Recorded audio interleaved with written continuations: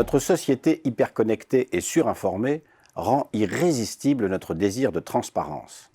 Que ce soit en politique, dans les affaires privées ou publiques, le besoin d'avoir accès à l'intégralité de ce qu'il est possible de savoir se fait sentir dans à peu près tous les domaines.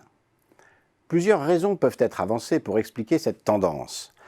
La première relève du principe de précaution dans une société qui rêve d'atteindre le risque zéro. Pour conjurer les catastrophes et prévenir les pénuries, quoi de plus normal que d'astreindre l'ensemble des acteurs publics et privés à une totale transparence. La seconde raison repose sur une conviction exprimée dès le XIXe siècle par Lord Acton.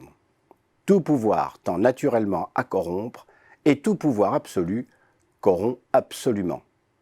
Autrement dit, plus un dirigeant incarne un pouvoir fort et plus il lui sera difficile de résister durablement aux abus de pouvoir et à la tentation de commettre des actes délictueux.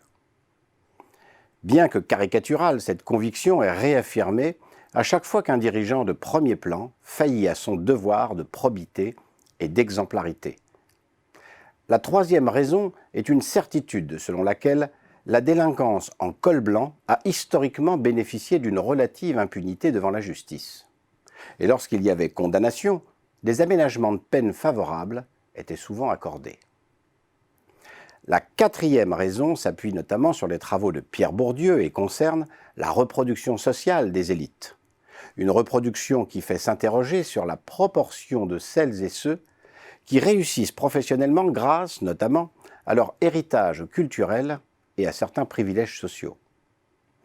À elles seules, ces quatre raisons suffisent à alimenter une croyance en plein essor, croyance qui veut que la confiance envers celles et ceux qui nous dirigent ne soit envisageable qu'à la stricte condition d'une absolue transparence de leurs faits et gestes, ainsi que ceux de leur entourage direct. Mais est-ce aussi simple que ça et surtout, est-ce vraiment souhaitable ? Peut-on raisonnablement penser que la transparence totale est vertueuse au point d'exalter la confiance au sein d'une société et briser ainsi le mur de défiance qui s'est construit entre le peuple et ses institutions? En fait, rien n'est moins sûr. Comme aime à le rappeler mon éminent collègue François Dupuis, le contraire de la confiance, ce n'est pas la défiance, mais bien la transparence. Si j'ai réellement confiance en quelqu'un, ai-je vraiment besoin de tout connaître de son histoire et de ses agissements? Certainement pas. Voilà qui fait dire au sociologue Georg Simmel que la confiance est une espérance de fiabilité, un pari qui repose sur des bribes d'informations. En revanche, si pour une raison ou une autre, le doute s'installe, c'est fou ce que le besoin de preuve se fait sentir, un besoin qui peut d'ailleurs aller jusqu'au voyeurisme. C'est donc parce qu'on ne fait pas confiance que la transparence devient une exigence.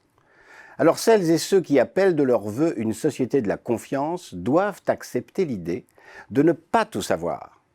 Cela ne veut pas dire qu'il faut faire une confiance aveugle à celles et ceux qui nous dirigent, car à l'instar de l'amour, la confiance a aussi besoin de preuves pour exister. Il est donc légitime d'exiger d'être raisonnablement informé, mais par des sources fiables, capables de hiérarchiser et de mettre en perspective les données et les informations. À l'arrivée, l'impératif de la transparence absolue est une tyrannie qui ne garantit ni la confiance ni la pertinence des inférences. Mais l'absence totale de transparence est le terreau fertile du totalitarisme, car comme le suggère Platon dans l'anneau de Gygès, il est peu probable qu'un dirigeant devienne plus vertueux s'il peut intégralement échapper au regard d'autrui.